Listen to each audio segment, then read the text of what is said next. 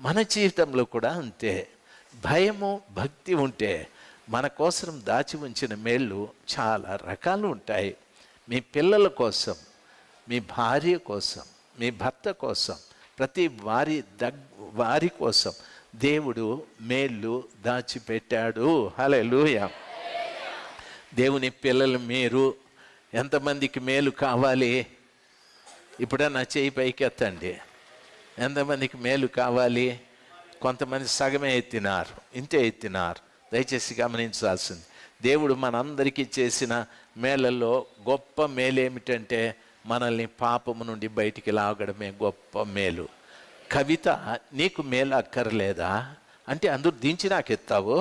దయచేసి గమనించాల్సింది, దేవుడు నాకు మేలు ఇవ్వాలంటే భయము భక్తి రెండు అవసరం. నీ భాష, నీ చూపు, నీ ప్రవర్తన, నీ దినచర్య, నీతో ఉన్న వారితో కలిసి ఎలాగుంటున్నావు, ఇవన్నీ కూడా దేవుడు నన్ను చూస్తున్నాడనే భయంతో భక్తితో నువ్వు బ్రతికితే దేవుడు అప్పుడప్పుడు ఒక మేలు టప్పని ఇసురుతాడు. మనము ప్రభువా ఒక మేలు దయచేయి, వేస్తాడు ఒక మేలు.